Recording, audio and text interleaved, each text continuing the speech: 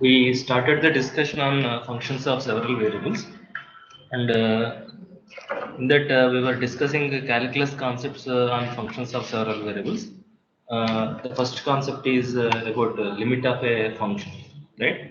And in the last class we discussed in detail about the limit of a function of two variables, and that can be generalized to function of any number of variables. Okay, and it was an epsilon delta definition. Okay, so we'll continue that discussion.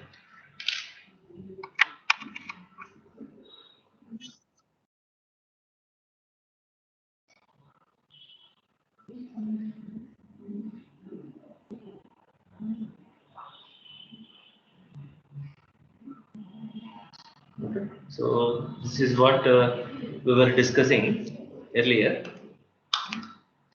Okay, so limit of a function of two variables at a point a comma b. Okay, so it all depends on epsilon and delta, right?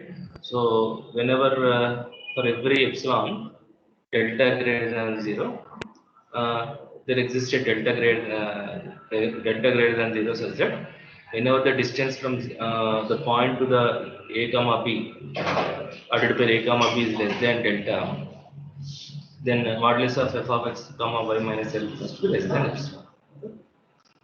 And last class I demonstrated about how to negate a statement. Okay. This is how. Okay. So limit exists. Limit exists means limit exists along all paths, and all the limits along different paths are going to be same. So when the limit does not exist, if limit does not exist in any one path, or limit existing in different paths and they are not equal, in those situations limit is not going to exist. Okay, so remember, whenever limit exists, whenever limit exists, please mute yourself. Whenever limit exists, limit along all paths is going to be same. Okay, so and this is a neighborhood. This is a neighborhood, delta neighborhood of a point. This is epsilon neighborhood of a number L. Okay, so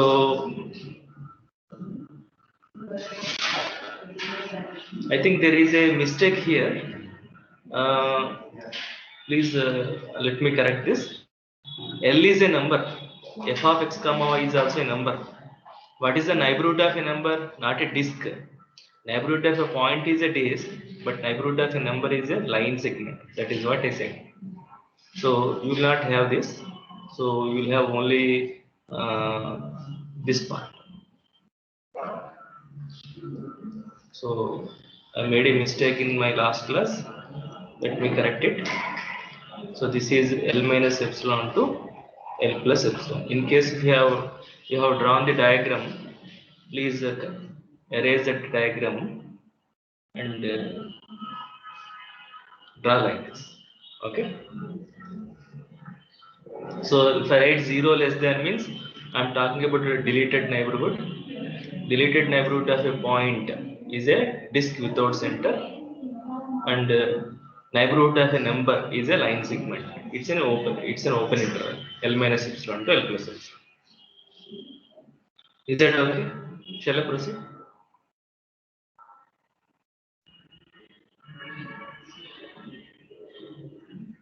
Okay. So write a note. Okay. If the limit exists. Okay. So these are all called repeated limits. Repeated limit is a limit on a particular path. Okay. So one repeated limit is called limit extending to A, limit y tending to B, f of x comma y, and second repeated limit is limit y tending to b, limit x tending to a, f of x comma y. Can you tell me the path of this? You have a point here. We have a point here. Okay, let me draw the diagram.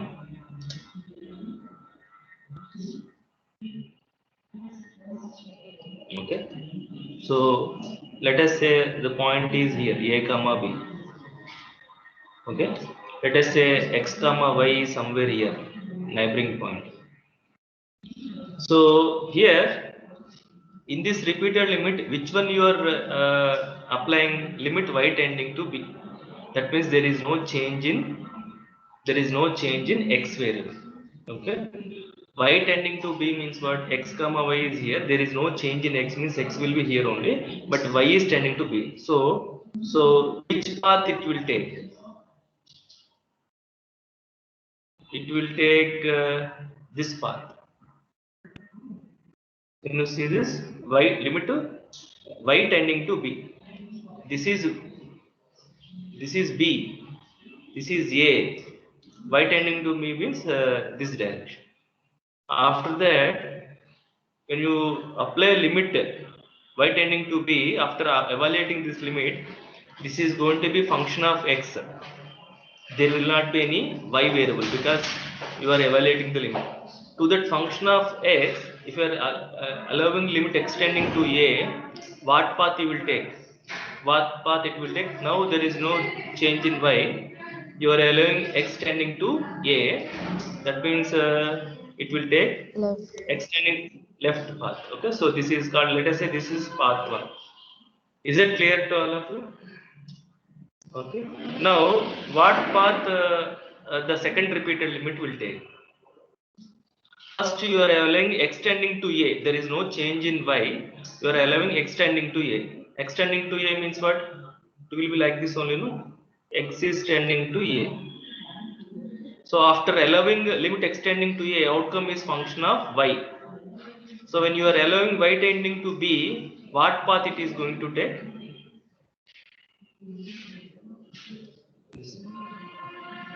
Call this as path 2.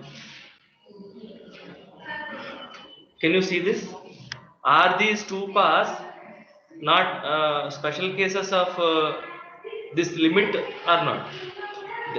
There are several paths, there are infinitely many ways where the neighboring point can approach to a fixed point a comma b.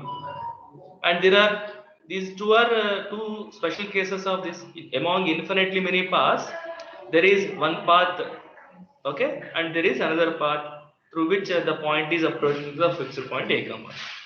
Okay, now when the limit is existing, if I say limit is existing and is equal to L, then what will be the repeated limit value?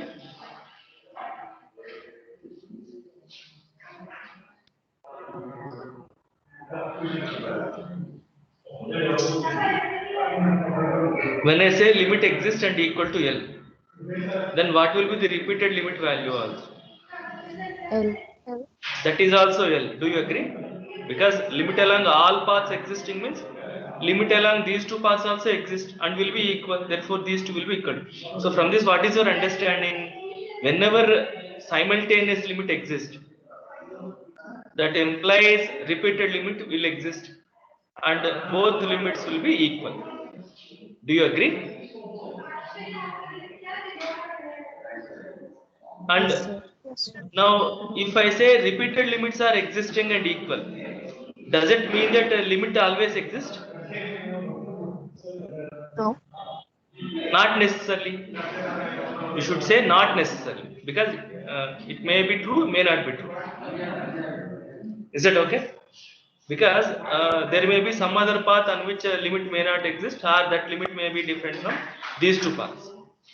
But in other way, if I say repeated limits are existing but not equal, if the limits along these two paths are not equal, then what can you say about the limit? Will the limit exist? No. No, because contrapositive is always true. P implies Q is always equivalent to negation Q implies negation P. Limit exists, repeated limits exist and equal.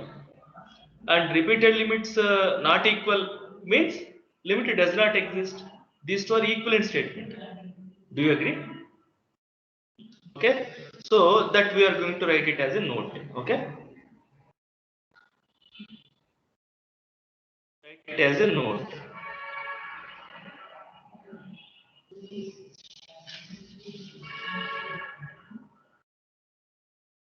Wait, my pen is problem with my writing pen.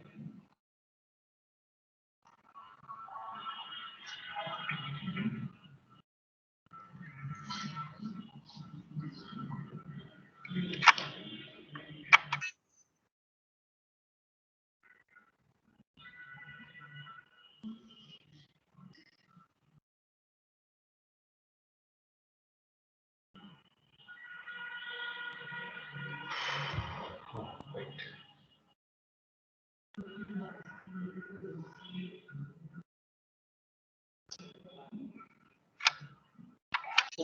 Write in a note. Write in a note.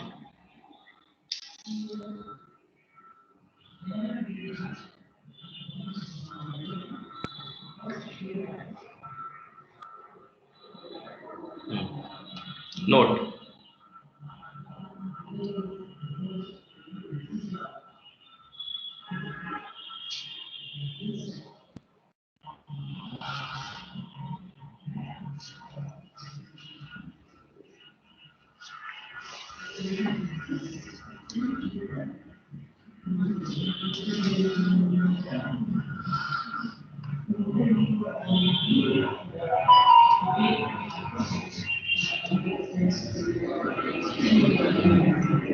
Note. Okay. Limit extending to a. Sorry, x comma y. X comma y tending to a comma b. F of x comma y equal to L always implies that limit extending to a, limit y tending to b, f of x comma y is equal to limit y tending to b, uh, limit extending to a, f of x comma y is equal to L. So this means to say that whenever simultaneous limit exists, that always implies that repeated limits exist and will be equal to the same number L. Okay, so that is your first one. Second one, if repeated limits are not existing, the same statement I am rewriting in another way. If limit extending to a, limit y tending to b, okay, f of x comma y not equal to limit y tending to b, limit extending to a, f of x comma y, that means that limit x comma y tending to a comma b, f of x comma y does not exist. This limit does not exist. So whenever limit along two paths are equal, limit does not exist. Okay. Okay. Not only these repeated limits. Okay. If limit, okay, limit x comma y tending to a comma b, f of x comma y is path dependent. What do you mean by path dependent? When you are changing the path, limit value is different. Okay, in that case, limit does not exist. If it is path dependent,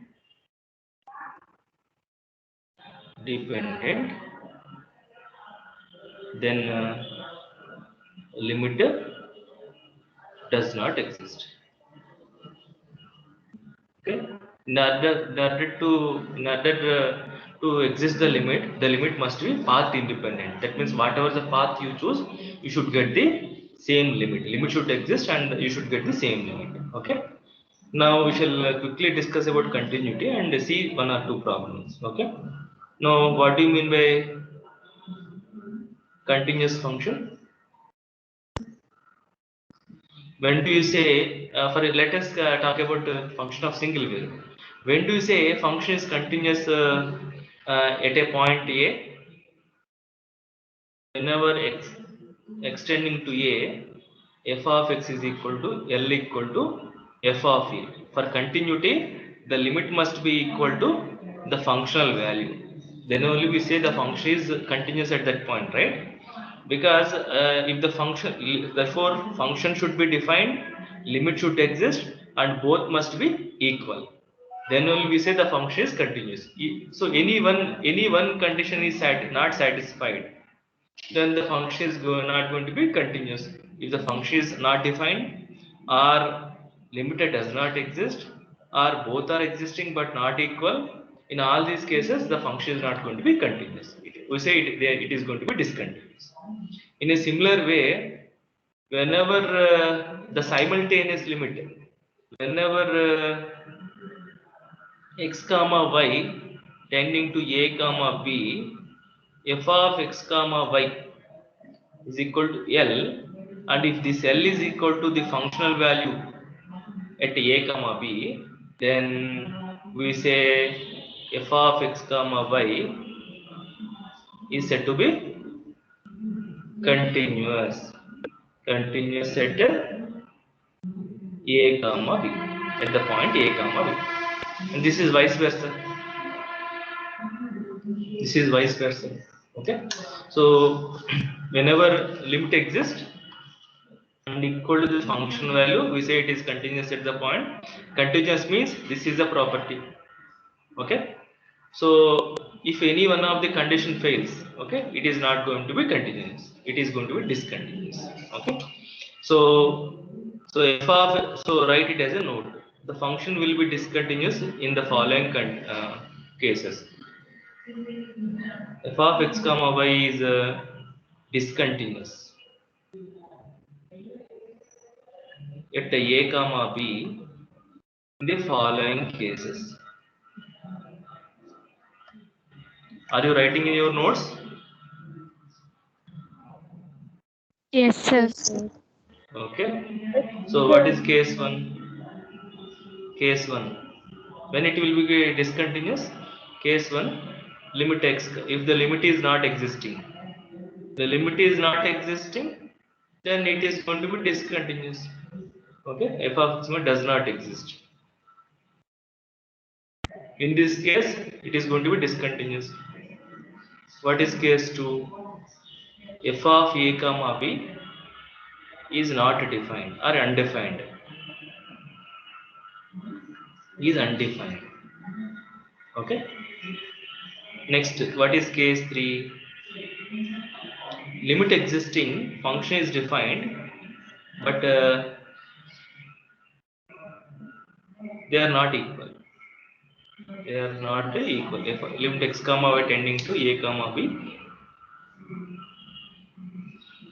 f of x comma y is not equal to f of a comma b. In this case also, the function is going to be discontinuous. Okay, and the properties of continuous functions. F continuous, g continuous, f plus g continuous. Okay, just whatever the properties on functions of single variable, same thing will be applicable for function of two variables also. Okay, if f and g are continuous, they are assume that they are functions of several variables. Okay, continuous, then okay, f plus g is continuous, sum of okay, f plus or minus g, okay, f into g is continuous. Okay, f by g is continuous provided g not equal to 0. Okay, f circle g is also continuous, composition is also continuous, like this. Okay,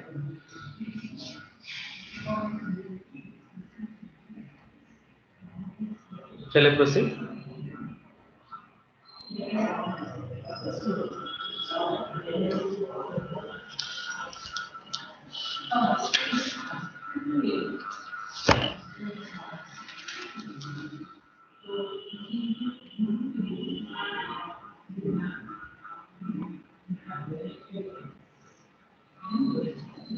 proceed or? Yes. Yes. Right. So go to I'll go to the next page. So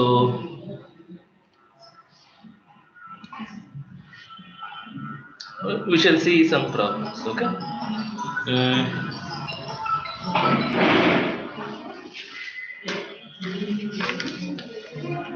Discuss. Write down the problem.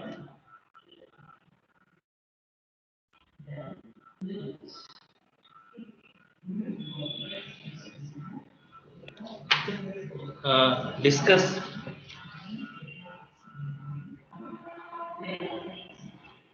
the continuity of the function. Discuss the continuity of the function f of x comma y is equals to f of x comma y is equal to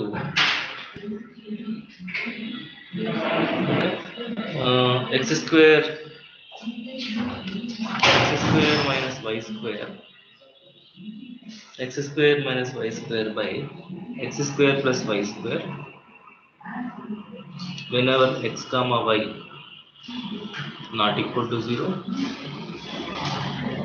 and 0 whenever x comma y equal to 0. A function is defined like this. Okay, whenever the point is input is non-zero, then the function is defined like this. Okay, if the input is 0, the function is defined like this. Okay, so discuss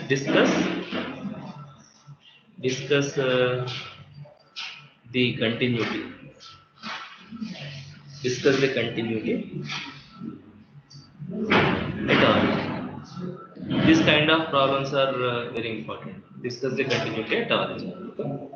So now, what do you mean by continuous function? Just now we discussed it. Continuous means limit should exist, and that must be equal to the functional value. What is the functional value in our case? F of 0 comma 0 is 0. Okay.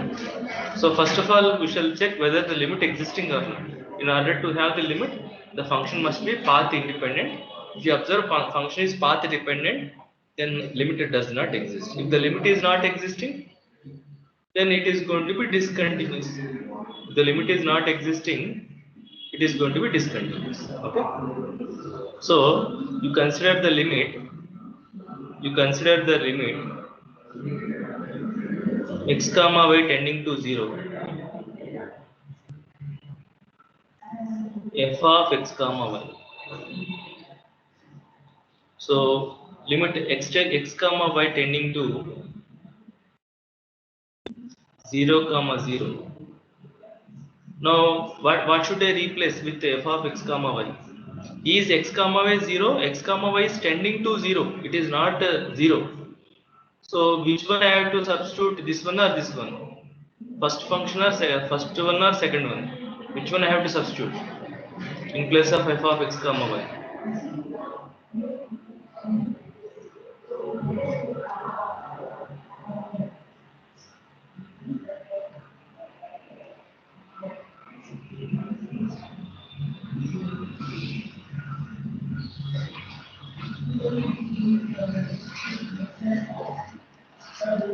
Origin is here. X comma is somewhere here. It is approaching to x comma y by some path. That means these two are different, no? Whenever these two are different, which one I have to substitute? X comma y is different from origin, means I have to substitute x square minus y square by x square plus y square. Do you see that?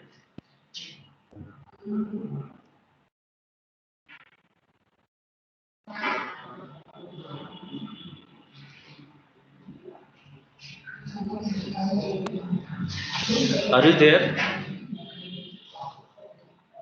Yes, sir. Yes, sir. Now let us check whether the limit is path dependent or not.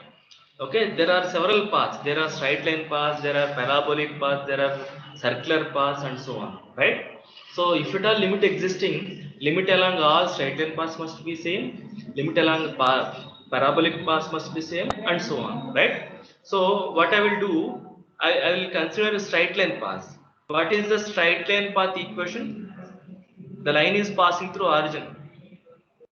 Means what?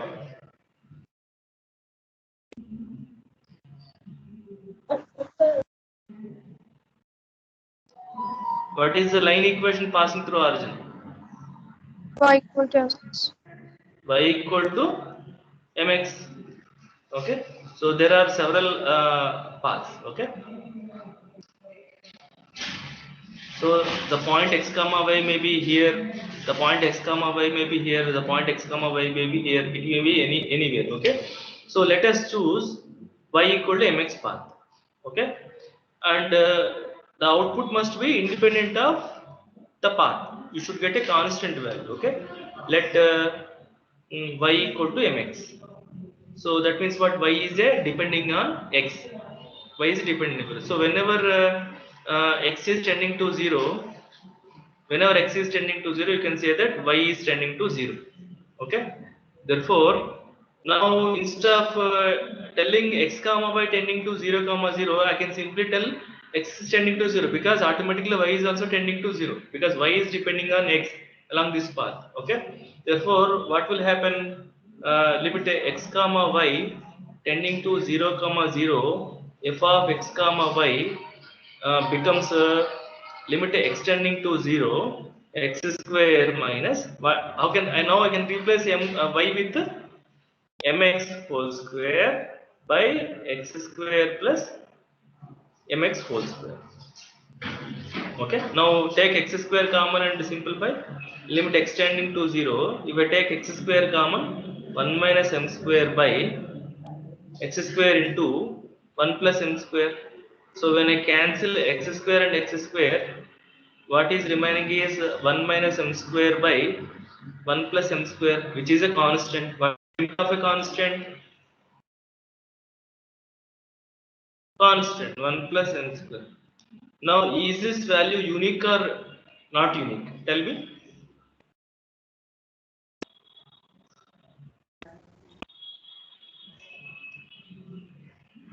Unique. Is this unique? Let us say y equal to 2x or y equal to x. If I take y equal to x, what is the value? What is m value? 1. For m equal to 1 value, what is the limit you are getting? 0. 0. If I say y equal to 2x, then what is m? 2. For m equal to 2, what value you are getting? 1 minus 4, that is minus 3 by 1 plus 4, 5. Are these two equal? No, sir. So limit along different paths are different. So from this, what is your conclusion? Is the limit existing? No. No, because it is path dependent. Whatever the path I choose, I should get the same value. But I am getting here different values. When I am changing the path, I am getting the different value. Therefore, which is a path dependent. Okay. So which is path dependent, which depends on m. Okay. Is not unique. Okay. Not unique value. Okay. Since limit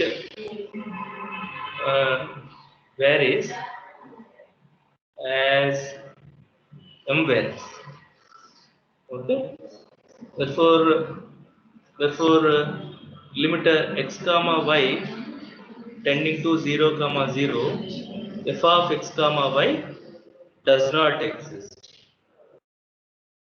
Does not exist.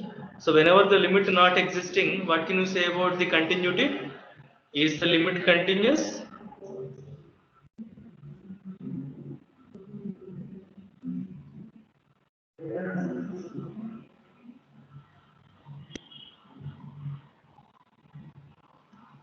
Is this clear to all of you?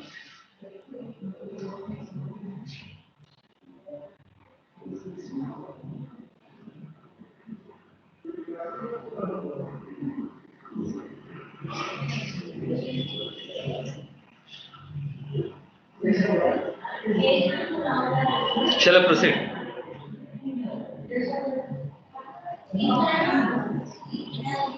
Yes. So before proceeding further, let us check the repeated limits also.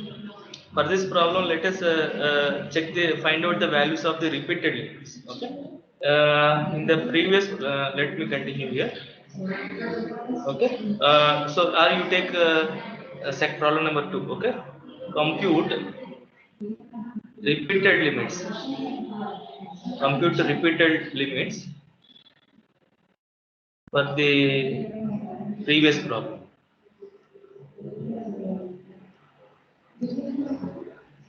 So, what is the first repeated limit? Limit extending to 0. Limit y tending to 0. Repeated limits at the point origin. At the point origin. Okay. So, what will be repeated limit at origin? F of x comma y. So, this will be limit extending to 0. Okay. I will write it as limit y tending to 0. What is f of x comma y? X square minus y square by x square plus y square. Okay. Now, when you apply this limit, what you are going to get? Limit extending to 0.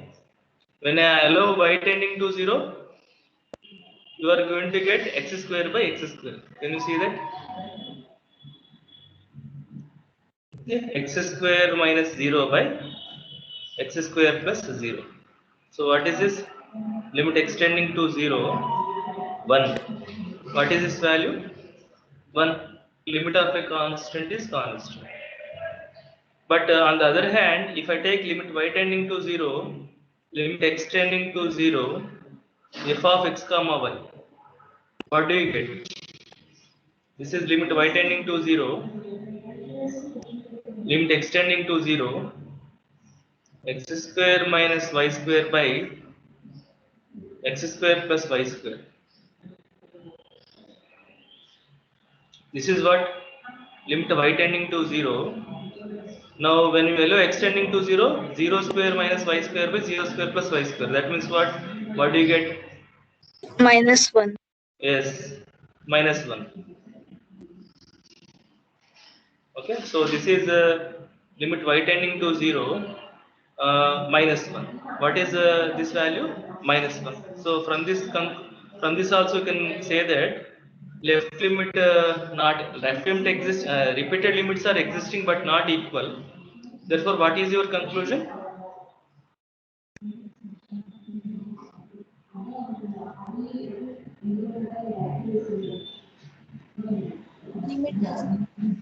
Limit does not exist. So in this way also you can say that limit does not exist. Okay. And hence argue that it is not continuous.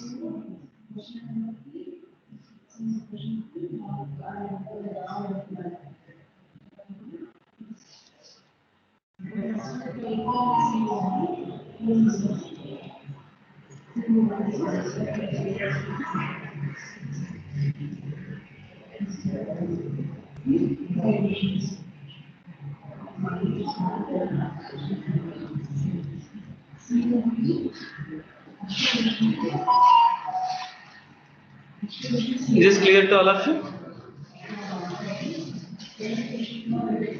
Yes. Okay. But somehow, if the limits are equal, but from that you cannot conclude that limits are equal, repeated limits are equal, and the limit does not exist. If the repeated limits are equal, limit may or may not exist. You cannot say. You have to check some other paths also. But the limits are not equal. That is always a evidence that the limit is not going to exist. Okay, repeated limits does not equal, limit does not exist. Repeated limits equal does not mean that limit exists. Is this point clear to all of you?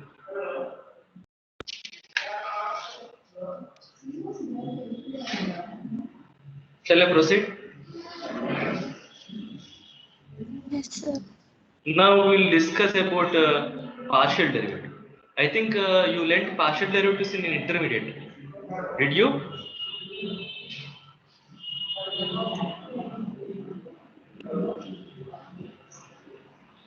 Is the topic Yes, there sir. in your intermediate? Okay. So you have learnt partial differentiation, right? So put this heading partial derivative. So what do you mean by partial derivative? Now let us say you have a point here. Okay. Let us say you have a point A comma B here. Okay. Let us say there is a point X comma Y is here. So if you are trying to if you are trying to measure the rate of change of a function at this point, if you are trying to find out the rate of change of a function at this point, that rate of change of the function at this point depends upon through which direction the neighboring point is approaching to the given point. Okay, along which path? Because in this direction the rate of change may be 1. In this direction there may be a different rate of change. In this direction there may be a different rate of change, and so on. So when you change the direction, the rate of change of a function may change as the point is approaching to the given point along that path. So if you are such a thing is called a directional derivative. Such a thing is called directional derivative. The rate of directional derivative is nothing but the rate of change of a function in a given direction. So how many directions are there here? Infinitely many. Therefore, you will be having infinitely many derivatives. Is that okay? Now, in that there is a direction along x, there is another direction along y. We are trying to measure the rate of change of a function along x direction. Okay, that directional derivative is called partial derivative with respect to x. We are trying to measure the rate of change of the function along y direction. That is called a partial derivative along y with respect to y. Okay. Therefore, these two partial derivatives are nothing but special cases of several other derivatives. Okay. So these partial derivatives are special cases of all these directional derivatives, because x direction and y direction are only special cases of these infinitely many directions. Is it clear? And how to find out that directional derivative, how to find out the rate of change of a function in a given direction, that you will see in the next semester. How to find out directional derivative of a function along a given direction, you will be seeing in the previous next semester. And here we are going to see only special case of directional derivative, which are called as partial derivative. So before going to the partial derivative definition, let us write down the definition of ordinary derivative. From that, we'll try to generalize the concept to partial derivative. Okay. Now, can you tell me what is the limited definition of a derivative of a function at a point? Let us say you have a function y equal to f of x. Now, what do you mean by f dash of a? That means, what do you mean by dy by dx at x equal to a? How this is defined?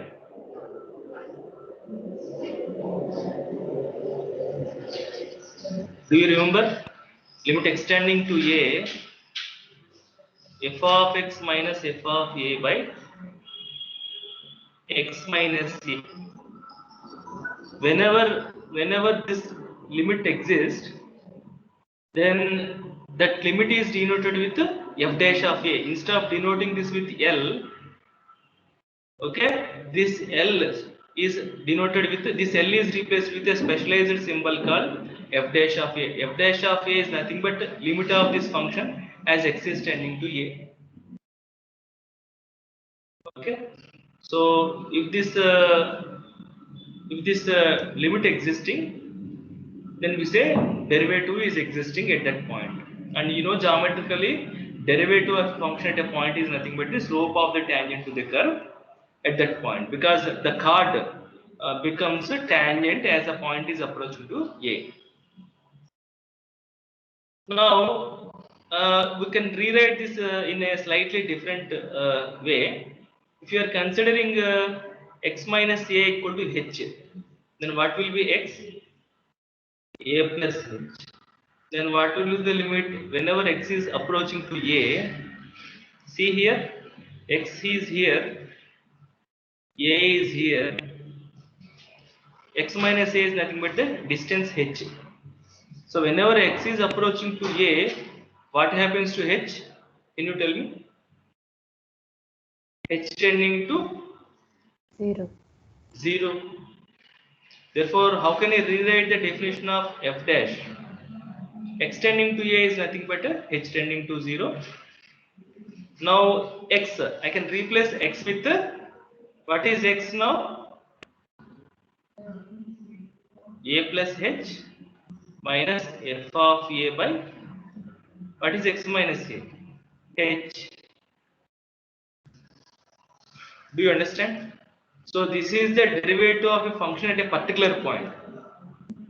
Now what is the derivative of a function at a general point? Just replace a with x. It is just a mimic f of x plus h minus f of x, sorry, limit. Okay, or I may write t if you want. If you don't want to have any confusion, f dash of t equal to limit h tending to 0, f of t plus h minus f of t by h. This is the general derivative formula. This is the derivative formula at a particular point. Is this clear to all of you?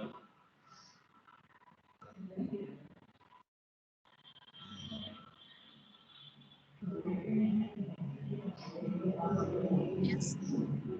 Now we shall generalize this to function of two variables. Okay, let us say we have z equal to f of x comma y. Z equal to f of x comma y. Now I would like to find out the partial derivative. Partial derivative is denoted like this: zx at the point a comma b. This is denoted with fx at a comma b, or you may write dou f by dou x at a comma b. Now can you mimic this from function of single variable to function of two variables? Limit h tending to 0. Now in what direction you are seeing the change? You are trying to measure the change of the function in x direction. So there is no change in y. Do you understand? So that means what? F of a plus h comma b, sorry, f of a plus h comma b minus f of a comma b by h. Is it not similar to that of ordinary derivative? A plus h, you are measuring the rate of change in x direction. There is no change in b, two-dimensional input. Minus f of a becomes f of a comma b by h. Is that okay?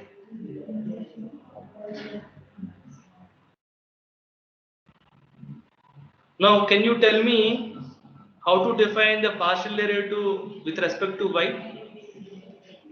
Fy at a comma b, dou f by dou y at a comma b. Instead of h, let us take k. Limit k tends to 0. Now can you tell me? Limit k tending to 0, f of, please tell me. A comma b plus k. A comma b plus k minus F of a comma b by k. that's it. Is this, did you understand? So these are the definitions of partial derivative. First order partial derivatives. In a similar way, you can find out, you can write down the definition for second order partial derivative, third order partial derivative, and so on. For example, if I want zxy at a comma b, how do I define? Fxy at a comma b, a comma b. And what is fxy at a comma b?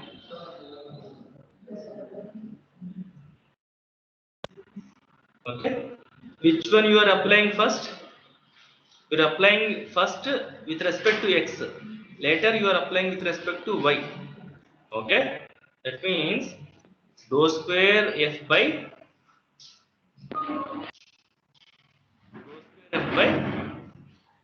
which one you are applying first? Dou x. See, dou by dou y of second. Okay, dou f by dou x at a comma b. So this is nothing but dou by dou y of fx at a comma b. So you know the partial derivative of with respect to y to a function fx. Instead of f you are having fx. So with respect to y means how do I write? Limit k tending to 0. Okay. Fx of a comma b plus k minus fx at a comma b by k. Just replace f with fx. Replace f with fx. Partial derivative with respect to. In a similar way, you can write zyy, zxy, zxx, and so on. Is it clear?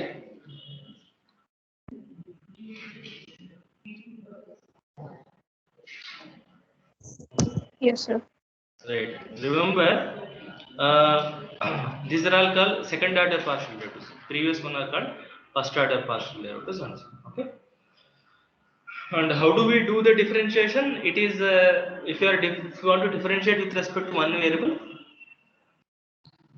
treat the remaining variables as constant and just do the normal differentiation. Okay. For example, if I want to do something like f equal to x square minus y cube plus 3xy square 3 x cube y square, let us say. Okay, so find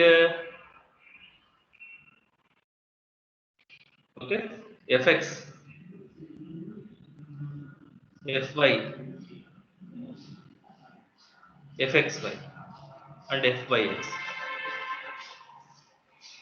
If you are asked to find out like this, then how do you find out fx? Fx is nothing but dou f by dou x. That means what? When you differentiate with respect to x by treating the remaining variables as constants. So what is the derivative of this function with respect to x? 3x square, y to be treated as constant, therefore 0, y square to be treated as constant, so x cube derivative is 3x square, 3 3s are 9x square y square. Similarly, what is fy? Dou f by dou y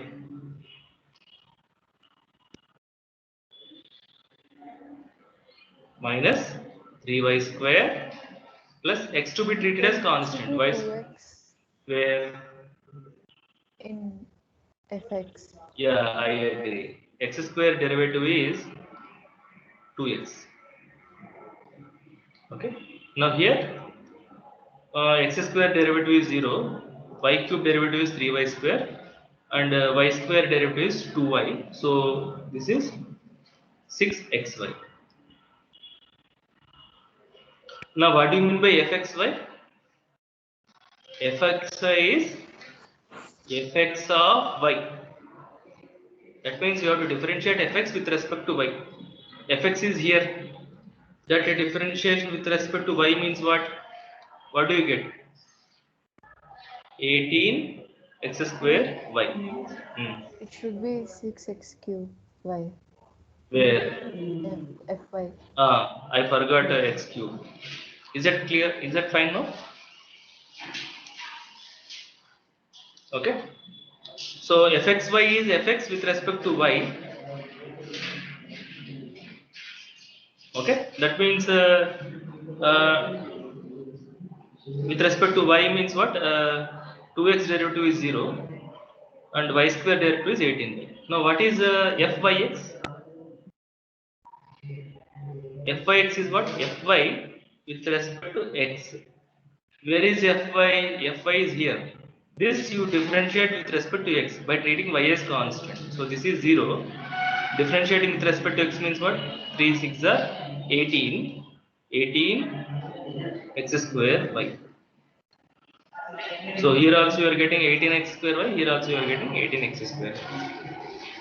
Okay. Most of the cases, these are all called mixed partial derivatives. Most of the cases, mixed partial derivatives will be equal, but not always. Not always. There are some situations where mixed partial derivatives are unequal. I will tell you after some time as an example. Now, following this, there are some chain rules on partial derivatives, which are quite useful in doing problems. Okay, so all of you put this heading: chain rules. Chain rules on partial derivatives. So these chain rules are easy to write when you write down the relation between those dependent variable and independent variables in the form of a tree diagram. If you write them in the form of a tree diagram, it will be easier to write down the formula. Okay, so I will be writing the diagram first. Corresponding to that, I am going to write down the formula. In a similar way, you can tell me the rules for remaining. Okay, let us say f is a function of u.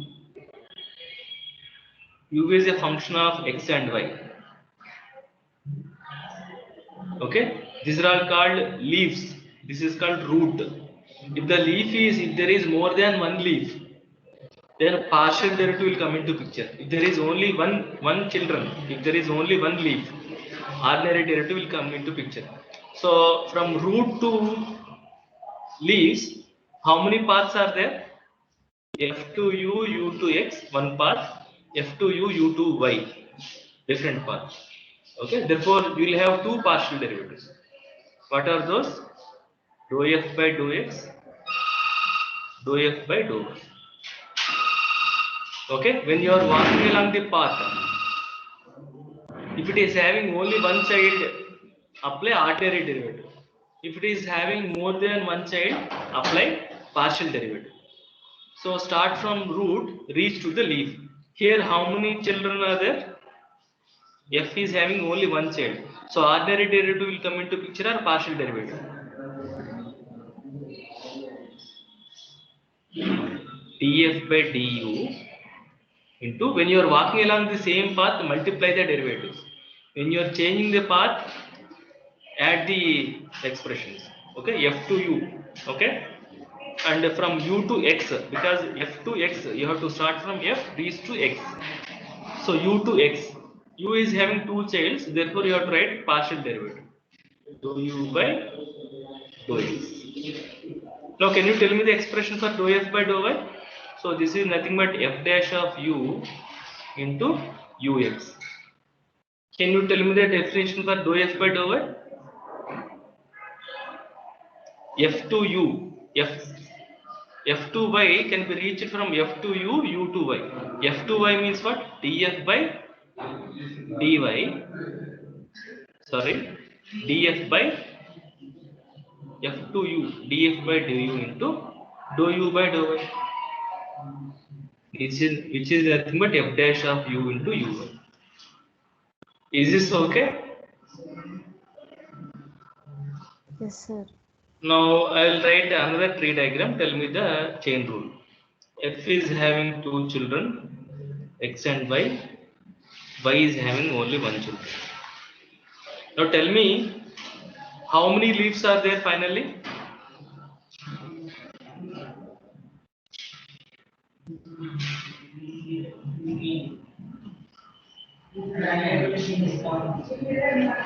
Only one leaf.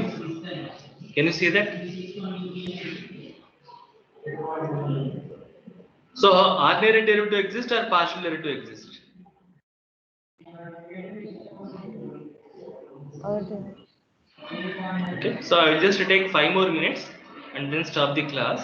So start from f, reach to x through all possible paths. When you are going along one path, multiply. When you are changing the path, add. So f to x, how many paths are there? Explore all the paths from f to x. What is the first path? This path. What is the second path? F to y, y to x. So f to x, how many are there? f is having only one in this path. Okay, so that means what? Directly dou f by dou x.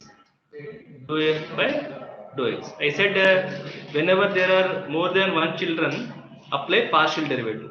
Only one children, apply ordinary derivative. So f is having two children, so you have to start from f to a, reach to x.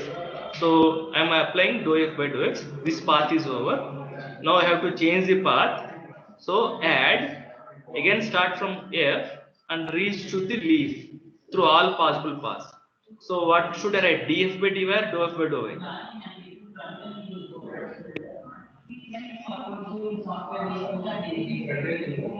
Into, what is the next derivative? Can you tell me?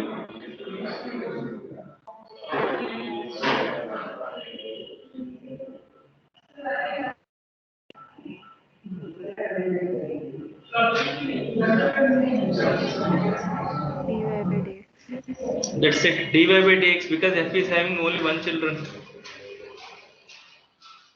Okay, now tell me the chain rule for this. F is a function of u and v. U and v are functions of x and y.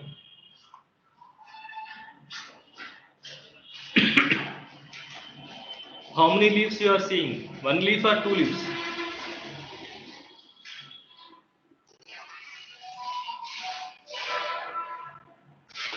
So ordinary derivative exist or partial derivative exist?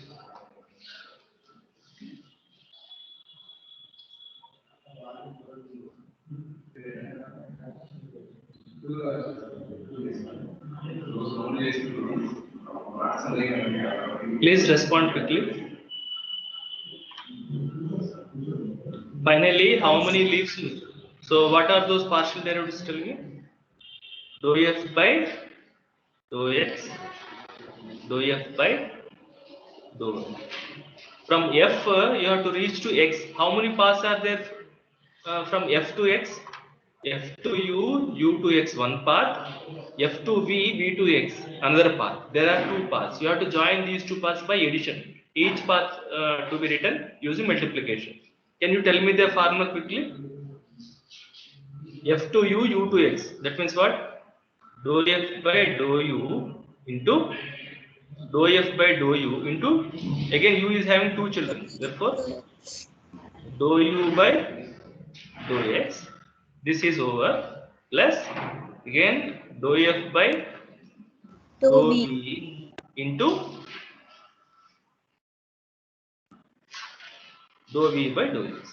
Is that okay? So similarly, dou f by dou u into dou u by dou y plus dou f by dou v into dou v by dou y. Is this fine?